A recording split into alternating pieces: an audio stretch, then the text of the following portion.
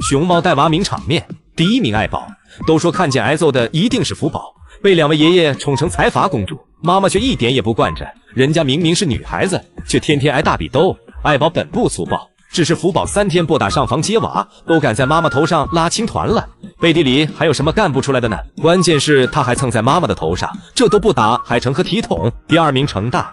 网络流传一句话，程大带娃活着就好，不是妈妈不带他，而是带娃的方式有点废娃，给孩子拖着拽着当抹布。网友评论：我知道你爱干净，但这多少有点大材小用了吧？不仅如此，程大还把娃当成移动饭卡，只要你给他吃的玩随便你抱走，哪怕一个苹果他都知足。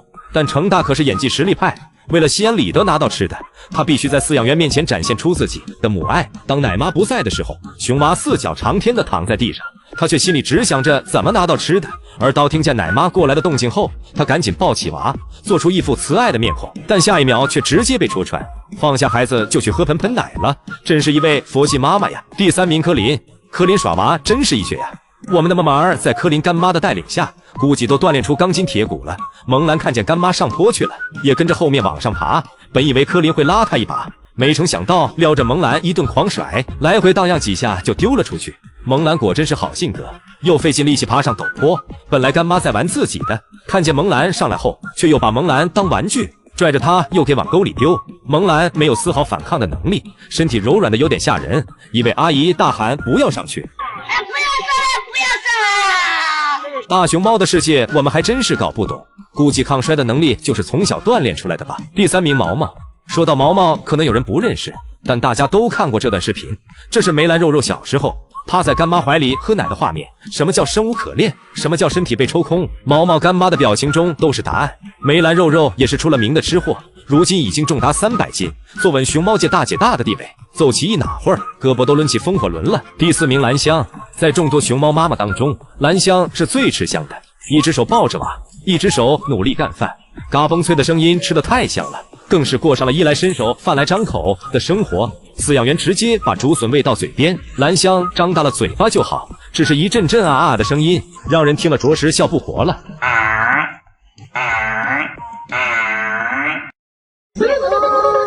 他在逗我们。全网最费饲养员的大熊猫。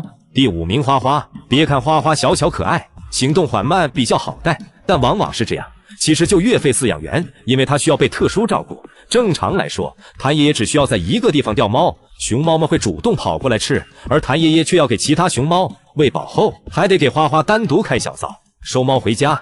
其他熊猫咕溜一下就跑回家了，而花花却悠哉悠哉，很多时候需要谭爷爷抱回家。谭爷爷本身就够忙活了，而特殊照顾花花可没少花心思。第4名于可于爱。一直忙着粘人，时刻要抱抱，一直却忙着统治世界，眨眼的功夫又背负了几条鸟命，又或者去翻井盖了。不过最费饲养员的还是在洗澡的阶段，哥哥在洗澡，于爱却幸灾乐祸，到自己的时候就吓出了狗叫声，死活不肯洗，得3个饲养员联手才能把这项任务完成。第3名蔓越莓。能够站起来与奶爸对峙，就知道他一定不简单。为了讨蔓越莓开心，杨奶爸给他荡秋千，虽然说每次都有些差错，但杨奶爸真的很用心了，只是蔓越莓自己坐不稳罢了，还怪杨奶爸不会挡，于是追击杨奶爸，整得杨奶爸激发潜能，在秋千上爬来爬去。还真没想到杨奶爸身手如此矫健，灵活走位躲过了蔓越莓追击。第2名福宝。这只被宠成财阀公主的熊猫，在园区里肆无忌惮，两位爷爷也是多才多艺，每天变着花样来讨他开心，手工玩具就数不胜数。福宝还是下班困难户，不知道他精力有多充沛，不管爷爷怎么哄他拽他回家，他总是能够逃脱五指山，逼得爷爷叫他下班也要斗智斗勇，这不仅费体力，还很费脑力。第1名旅日大熊猫。大家知道它叫什么名字吗？它要往坡下滑，两位奶妈赶紧拽住它，以至于悬在了半坡中，而熊猫却怒吼奶妈放手，最后滑下坡去。好在下面没有危险，好奇心满足的大熊猫又想爬上来，怎料坡太陡，于是他呼叫奶妈过来帮忙，奶妈也是随叫随到，跑过来拉他，他还知道伸手去拉奶妈的手，这成精的动作莫不是皮下藏了个人吧？刚拉上来，熊猫却右脚滑了下去，调整好位置后继续伸手去拉，100多斤重的大熊猫，小体格的奶奶拉起来可真费劲，刚拉上来他就屁颠又跑去嗨皮了，根本停不下来。盘点熊猫成精瞬间，统明明躲猫猫。大王，来抓我呀！萌二挪屁股。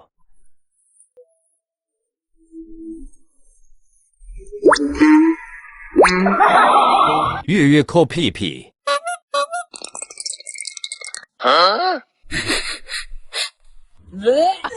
青瓷挑牙。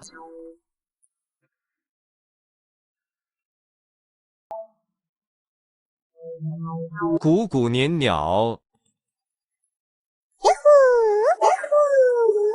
萌大妈脸。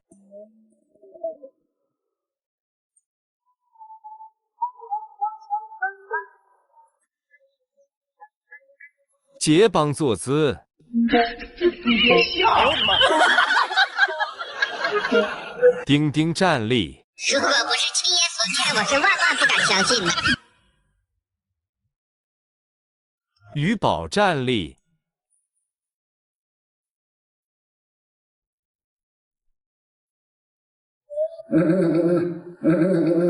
不行，乖乖回来了。这位硬汉是熊猫研究中心的特殊人才，因为小时候遇见熊猫进村，他就对大熊猫产生了好感。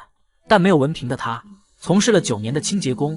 而在汶川地震中，他不顾生命危险，无条件参与震后工作，凭着对大山环境的熟悉，成功救出了61只熊猫，最后被研究中心特招录用，成为一名正式的饲养员。虽然没有接受过兽医或者动物科班训练，但他比谁都懂与熊猫相处，所以进入了野培组。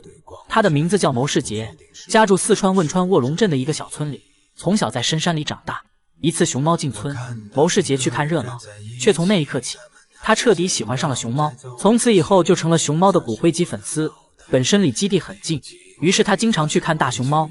听见基地招清洁工，本来打算和老乡去外地打工的他，立马就想方设法应聘了基地的清洁工。人们口中的铲屎官是照顾动物日常生活的，而他却仅此铲屎而已。尽管这样，牟世杰也非常开心。虽然说是清理这个垃圾吃剩的竹子，但是呢，我感觉到这个能给大熊猫服务，我就感觉到特别的自豪，特别的荣幸。凭着对大熊猫的热爱，在清洁工的岗位坚持了9年。2008年汶川大地震袭来，山崩地裂，如同世界末日。牟世杰安顿好家人后，就赶紧前往卧龙基地，主动提出无条件参与震后工作。基地受损严重，他就帮忙修建；道路被堵，他就打通道路。大熊猫受惊后四处逃散到深山里，他就凭借对大山的熟悉，成为找回熊猫的重要成员，带领着大家务必找回熊猫。而路途艰难，携带的物品有限，他们索性只带了熊猫的食物：竹笋以及胡萝卜。他们饿了就吃胡萝卜充饥。我们饿了没有办法了的时候，我们就吃那个给熊猫吃的胡萝卜。终于上天不负有心人，在大家的努力下，找回了失散的61只大熊猫，为大熊猫繁育做出了重大贡献。大熊猫研究中心看到了牟世杰的付出，也非常惜才。在地震的时候，那个时候他的举动让我们应该说熊猫人都非常感动，所以就特招了他。从这以后，牟世杰就成为了一名正式的饲养员。我终于是个中国大熊猫保护两级中心的一名员工，一名饲养员，特别的开心，特别的激动，特别的感到自豪。虽然没有上过兽医学或者科训班，但对于一个土生土长的牟世杰来说，身上有着一般大学生都没有的特质，所以他的工作岗位也比较特殊。牟世杰身穿熊猫伪装服，参与到野培组工作中来，能够与野生大熊猫沟通，实现了自己的人生价值，也算是圆梦了。这只大熊猫是被放回野外找男朋友的乔乔，野培组必须定期找到它的位置，更换它身上的录音设备，而乔乔并不是每次都配合，所以经常由牟世杰来与他沟通。乔乔也非常信任他。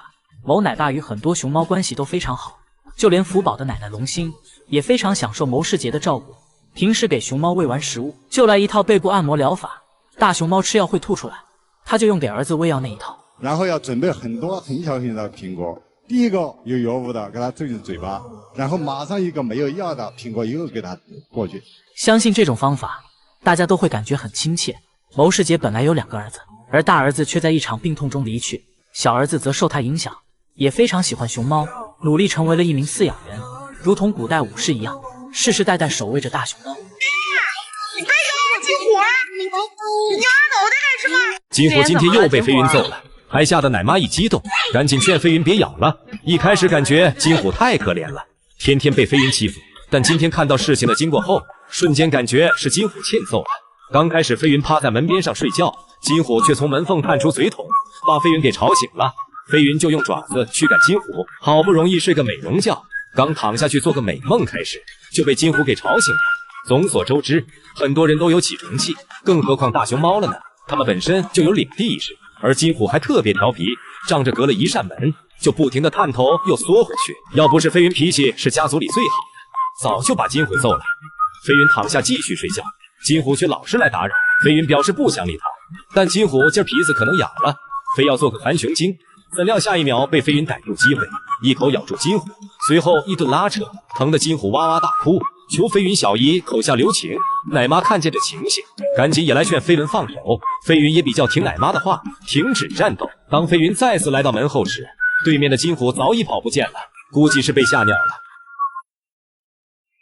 大王来抓我呀！不知道是大熊猫成精了，还是被妖怪附体了，躲在树后探出脑袋，像极了妖怪躲猫猫一样。再配上这天蓝少女的音乐，简直不要太应景，真害怕哪个浪子又被勾搭去了。自从这段视频火爆之后，天蓝少女就成了这只熊猫的专属音乐了。她的名字叫明明，大家都称她桶明明，因为身材像个水桶一样。你别看不起水桶妖，她可是七仔的老婆。众所周知，七仔背景强大，像个地主家的傻儿子一样。桶明明跟着他，肯定也不会吃亏。咱七仔要颜值有颜值，还是低只能拍彩色笔的圈养大熊猫，名气可不小，但还是败在了桶明明的石榴裙下。没办法，若是自己女朋友给你跳这段舞蹈，谁也不能保证不醉死在温柔乡。所以七仔和明明就成为了夫妻，生下一个宝宝叫全运，因为恰逢生在了全运会当天，大家称呼她为全运长公主。外貌遗传了明明的漂亮脸蛋儿，性格却像七仔一样呆萌呆萌的，只是可以没有继承七仔的棕色毛发。同样其他孩子都没有遗传到这一点。网友评论：七仔你行不行呀？自己的儿女没一个一眼就看出了像自己的。这话传到七仔耳朵里后，他就露出了这个脸上，所以被人逗乐的说道：300斤的体重，却长了299斤的心眼子。其实七仔也是冤大头啊，只能期待下一只宝宝得以传承棕色毛发了。爱宝又开始揍娃了，看来瑞宝和辉宝得接盘福宝了。福宝表示：妹妹记得要顽强点，我就是这么过来的。随着瑞宝辉宝的出生，福宝便很少挨打了，因为所有精力都在2个妹妹身上去了。爱宝第一次接受2只宝宝的时候，还是表现得非常温柔的，把江爷爷都感动哭了。因为大熊猫的习性只会接纳1只，而爱宝却同时相认了2只，并且把2小只抱在怀里，画面十分温馨有爱。但随着2小只慢慢长大，性格也越来越调皮，已经扛得住爱宝的巴掌了。所以爱宝这会儿又可以揍娃了。可不是爱宝有揍娃的喜好，而是妈妈的爱就是越打越爱。也是因为2小只开始调皮了，教育孩子要从娃娃抓起，爱宝可是牢记这一点的。这会儿爱宝在干饭，2只宝宝迎面爬来，爱宝不想影响干饭的心情，于是起身就爬去一边了。主要是1拖2真的有点费劲，带过娃的都深有体会。照顾到这头，那边又开始惹祸了。但揍归揍，烦归烦，该呵护宝宝的时候，爱宝可是尽心尽力的。尽管自己身体不适，依然让宝宝趴在身上喝奶。为了让爱宝保持体力，2位爷爷也会轮流带娃。现在的瑞宝和辉宝都能抱在一起摔跤了。不过辉宝还是厉害些，把瑞宝压在身下，瑞宝使出吃奶的劲儿，也无法挣脱出来。辉宝还真是个小霸王呀！爷爷赶紧过来劝架，不然就该斗红眼了。但说句心里话，好期待2小只快快长大，好想看他俩从精彩的打斗，也好喜欢爱宝揍他俩的画面。完了，我是不是得了什么癖好？你们是怎样想的呢？萌宝正在咬电线，危急关头，萌兰救了妹妹一命，获得无数网友点赞。这天，萌宝学萌兰爬围栏，却一不小心把线环扯断，直接摔了下来，吓得游客连连尖叫。好在大熊猫抗摔并无大碍，但下一秒他却坐在地上玩起了电线。好奇心害死猫，萌宝拿起电线倒腾起来，还上嘴去咬。如果把电线咬破，肯定会漏电的。就在危急关头，萌兰化身天使降临，吸引妹妹注意力，叫妹妹把电线丢了，自己来陪她玩。萌宝很喜欢三哥，于是很听话的放下了电线，趴在围栏旁和三哥聊天。萌兰还摇手逗妹妹开心，关心她摔疼了没。萌宝突然凑上来，还吓了萌兰一激灵。萌宝告诉三哥自己没事，萌兰这才放心，但也一直摇手逗妹妹，给饲养员争取时间处理电线。这一幕感动了在场的所有游客。不得不说，萌兰是世界上最聪明的熊猫，也验证了网友们的那句话：世界破破烂烂，萌兰缝缝补补。只要有萌兰在，就没有伤心和意外。让我们伸出发财的小手，给阳光大男孩萌兰点赞，愿所有人万事如意。大熊猫跑去村里要馒头，和村民一起看电视，还赖着不肯走。杨和这是成精了，还是太懒了？研究人员跟着村民一起找到了大熊猫，发现大熊猫的牙齿坏了，塞了很多竹签，人们帮他把竹签拔了出来，还给他喂抗生素消炎，整些馒头之类比较软的食物。杨和也对馒头十分感兴趣。后来当科研人员靠近杨和的时候，他手里的竹子马上就不香了。一看见我，本来正在那吃咔咔吃竹子呢，一看见我，把那竹子一扔，也长嘴要吃的东西。1星期以后，杨和的伤也恢复的差不多了，科研人员打算将他放回大山里，结果发现他放的时候他不愿意走。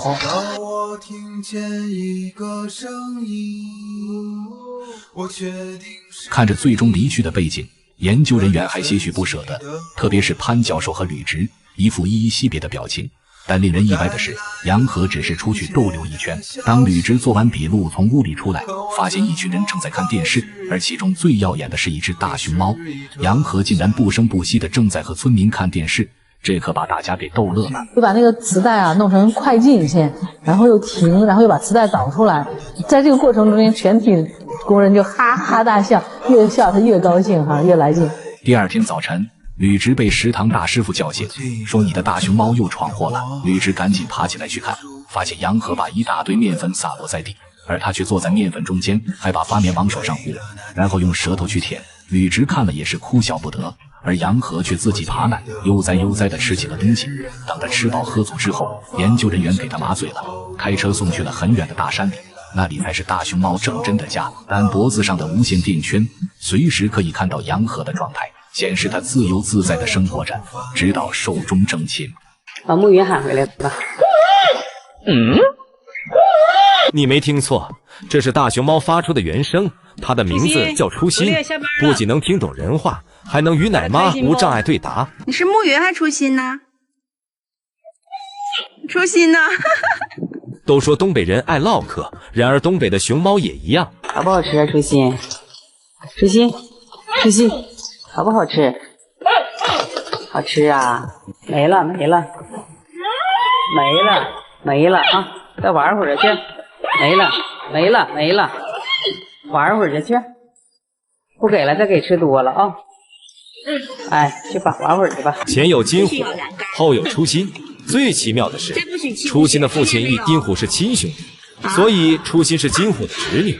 大家就不要把初心介绍给咱胡子相亲了哈。初心和暮云目前生活在吉林长春东北虎园，大家都把初心称之为劳模，因为每当奶妈一喊他，他就以4驱的马达飞快地跑过来。初心，回来，初心来，初心，哎，回来，哎，回来，初心。下班铃声一响，他就很乖巧地跑回宿舍。初心回家了，初心，下来吧，回家了，哎，慢点。别的熊猫有起床气，奶妈却一叫他就立马起床下。起来，初心来，哎，回家吃午饭啦。床，初心来，下来，初心来。哎，回家吃午饭了。他最喜欢的就是在雪地里玩耍，尽情享受雪花裹满全身，如同雪球丸子一样，看着非常搞笑。趴在围墙上与奶妈对话，腰板挺得很直，说明后肢力量特有劲。奶妈说一句，他就应一句，不用我介绍就知道这是一只美女熊了。因为公猫发不出如此娇气的声音，当然父亲长得也十分好看，圆圆的脸蛋儿，蓬松的脸颊毛，黑眼圈的造型如同小鸟一样，2只耳朵竖起来非常有精神。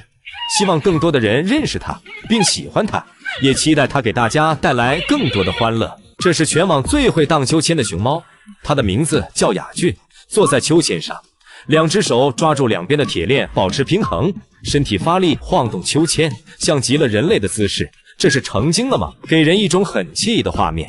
雅俊挂在轮胎中间，两腿一股劲儿的蹬，使轮胎不停转圈，但他貌似一点都不觉得晕。如此卖力的营业，路过的游客却没有停下来看他一眼，但他也没有灰心，依然努力学习。但雅俊也会熊来疯，基地为他准备的生日宴会，精心布置的场所却被他当场怒拆了。网友评论，可能他看到了私家的公主床，在与自己的进行对比，同样是公主，别熊的高大上，自己的却像挂面条，所以一气之下大闹派对，以此来表达自己的不满，希望下次自己也能成为真正的公主。真没想到熊猫也吃醋，逗得网友哈哈大笑。但这也不能怪人家雅俊，毕竟设计师多少有点不专业。雅颂看到一只小鸟，上前就和小鸟吐槽，小鸟表示我又不是设计师，无法做出评价呀。不过雅颂没有像某些熊猫一样，看到小鸟就追着打，而雅颂却只想和小鸟做朋友，小鸟却表示我不配，于是飞走了。雅颂就又只能来玩自己的大皮球了。看来还是大皮球才是自己的最爱，无论任何时候他都会陪伴着自己，还怎么玩都玩不厌。一进来就看见艾姐骂骂咧咧，那么到底发生了什么呢？原来是于可喝完盆盆奶之后去抢了艾姐的盆盆奶喝，气得艾姐骂骂咧咧。瞧他这咧嘴歪脖的样子，不知道的还以为骂的有多难听呢。而于可心知理亏，只能忍气吞声，一只耳朵进一只耳朵出。艾姐表示长这么大还没熊抢过自己的盆盆奶，都是我抢别人的。于是在水池旁开启报复，起初只是简单了呼巴掌，下手也有轻重，但谁也不服谁的性格，导致两姐弟暴脾气瞬间就上来了，也验证了网友们流传的一句话：虫洞乱不乱，艾姐说了算。尽管是自己的哥哥，艾姐也丝毫不给面子，而于可怎么说也是亲哥哥，一个娘胎里出来的，谁还没有脾气呢？于是再从岸边打到了水池里，一边动手还一边动腿。二顺妈妈闻动静而来，抬头一望，这俩熊孩子还真不让熊省心。二顺也懒得劝架，因为越劝他们还打得越凶，倒不如让他们打累了自己松手。于是就趴在旁边吃瓜。于可看见妈妈过来，就跑过去向妈妈求救，奈何艾姐继续扒拉他。二顺妈妈意思下的劝了几句，但艾姐正上头着，于是二顺妈妈干脆眼不见为净，你俩的事情自己解决。外公看了也摇头，因为谁来了都不管用，这就是社会我艾姐，一般熊还真惹不起啊。宋爷爷闯祸了，差点就被辞职。那么到底发生什么？福宝看起来状态很糟糕，平时早起，今天却一直睡不醒，还是爱宝把福宝叼去上班的。可是到了外场，福宝还是一点精气神都没有，一直在睡梦中度过，直到下班后，爱宝回家了，福宝却还在外面。江爷爷问福宝去哪了，爱宝这才想起一直打瞌睡的福宝，于是爱宝又出去把福宝叼了回来。这熊孩子今天怎么回事？怎么睡了一整天？江爷爷瞅福宝这状态，该不会是生病了吧？吓得江爷爷捏了一手心汗。爱宝想把福宝叫醒，举起来摔了一下都没用，放到床上却又掉了下来。江爷爷更加担心了，于是召开会议，问昨晚是谁值班，福宝为何今天状态如此之差。宋爷爷却眉头紧皱，一副做错事的样子。没错，昨晚正是宋宝值班，刚开始打扫卫生的时候，福宝一直粘着宋爷爷，而宋爷爷当时要忙着打扫卫生，但又不忍心拒绝福宝贴贴，毕竟也没人能拒绝得了吧，于是告诉福宝晚一点来陪他玩。宋爷爷坐在监控室，看着爱宝睡着了，于是开始了计划，打算从爱宝怀里把福宝偷过来，然后尽情抓他。奈何当江爷爷过来之时，爱宝正瞪大眼睛看着他，于是宋爷爷就给爱宝送夜宵，无事不登三宝殿。爱宝知道收了别人好处，肯定就会有事情发生，宋爷爷也干脆坦白了，但以给福宝做检查的借口找爱宝借福宝。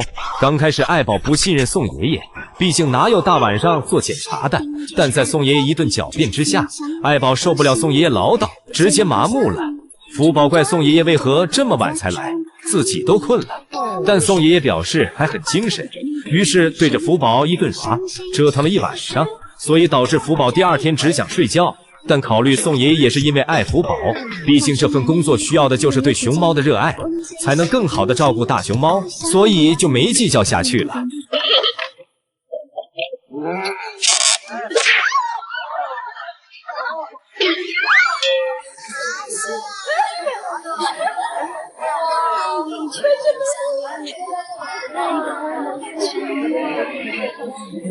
你是真的，你说的，我都会相信，因为我完全信任你。淡淡的红烛晒过太阳，手机安全感。相遇后，我们俩只当是一个梦，做心话暖暖的傍晚。想说其实你芬芳，你自己却不知道。真心的对我好，不要讲谎话。爱一个人，希望好。化作幸福的担当，你对自己的承诺。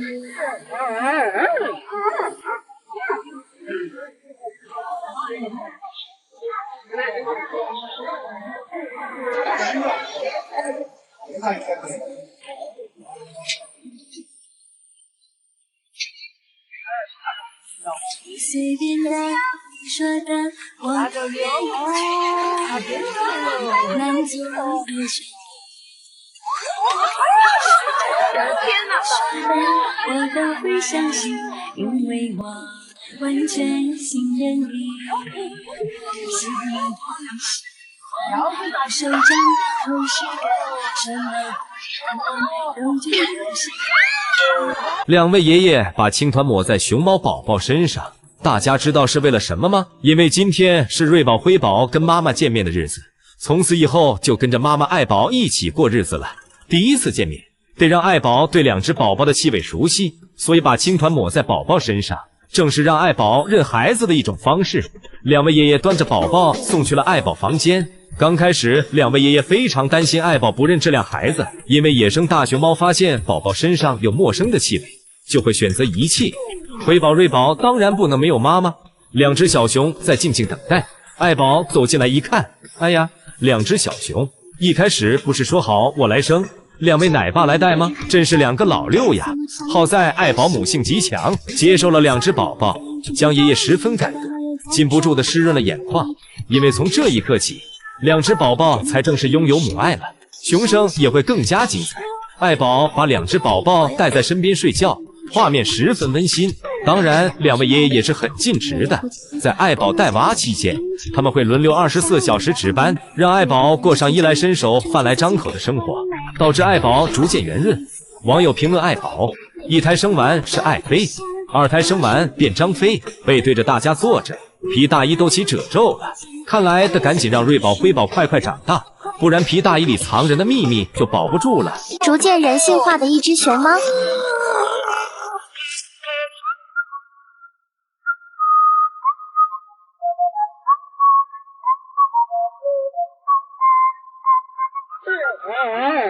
就让这大雨全都落下，就让这大雨全都落下，让你看见我脸上的挣扎，结束吧，心里那个最自私的人是你吗？难过只写在我手机。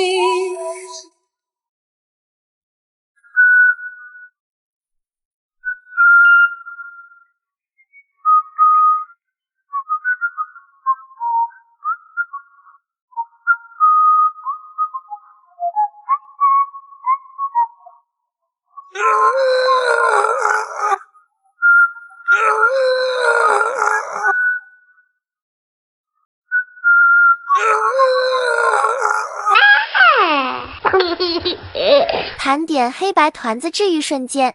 像熊不是熊呀，说猫不是猫，肚子圆圆，尾巴短短，穿着黑白袍，扭扭屁股，拍拍双手，照相爱傻笑。像云端，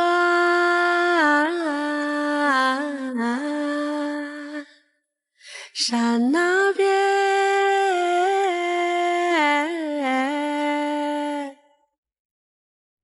他总是只留下对我好吗？总不肯让我送他回家。听说你也曾经爱上过他，曾经也同样无法自拔。不守那流星弯月老，喊着响亮的口号，前方何人报上名？有能耐你别跑！我一生戎马刀上飘，像个英雄弯下小蛮腰。飞檐走壁能飞多高？我坐船练习水上漂。我是阳光开朗的男孩，阳光开朗的男孩。我的唱只有微笑，看我扬起的嘴角。你阳光开朗的男孩，你阳光开朗的男孩。我只是路过碰巧，没深入这场纷扰。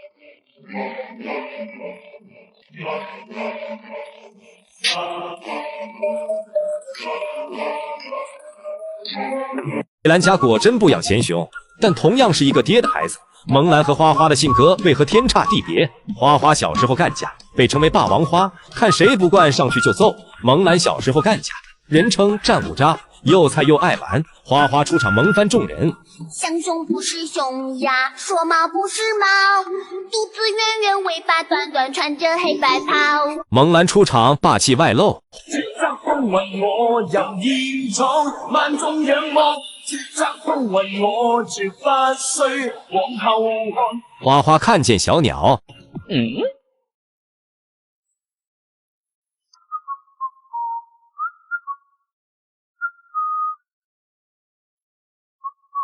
别让我抓住了，你就遭老罪了。萌兰看见小鳥，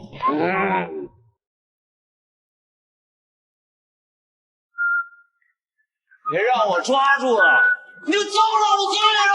你就遭老罪了！哎呦我的妈！花花摇手手，萌兰摇手手，花花喝盆盆奶，萌兰喝盆盆奶。摩擦摩擦，站在光滑的地上摩擦。